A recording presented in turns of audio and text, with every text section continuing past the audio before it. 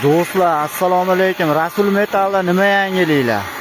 Temir bozorga nimalar kelgan, nima yangiliklar kelgan obzor qilamiz.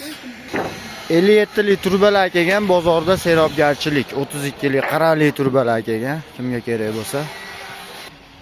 Uzun 32 lilar kelgan, hali ham turibdi bular.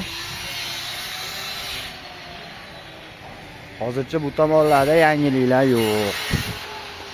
Ha, mana 57-32 deganlarim ko'p kelgan mana. Bu yerga ham kelgan 57 li turbalar. Armaturalarimiz bor. 18 li armaturalar kelgan. Rossiyskiy armaturalar. Hozir orqani ko'ramiz. 57 li turbalar. Uzun 57 li turbalarimiz bor. Akalar 7-8-9 metrdan. 7-8 metrdan holati yaxshi rossiyskiy. Toza turbalar. Hozir ishlangan. Hozircha yangiliklarimiz. 15 li turbalar kelgan, uzun rastaga tiqib qo'ydik.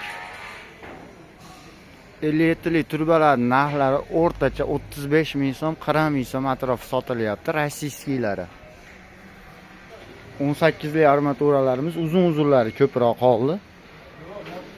Buni narxini qilib beramiz, 12 ming so'm qilib beramiz. Do'stlar, rossiyskiy bular. 50 tali ugonliklarimiz bor, bular narxi 35 ming so'mdan. 60 li ugonliklarimiz bor, 45 ming so'mdan. Uzun holatiga ko'ra 45 ming so'm. Kaltaroq bo'lsa ozroq tushadi narxi. Uzun narsa eslatib o'taman, doim uzun narsani narxi odatdagidan ko'ra jicha qimmatroq.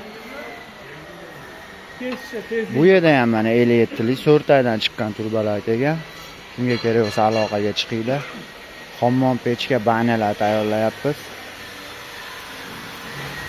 Bu ishlab chiqqan robotlarimiz bor. Vremnikaga so'rashadi akalar. Vremnikaga rossiyskiy turba bular.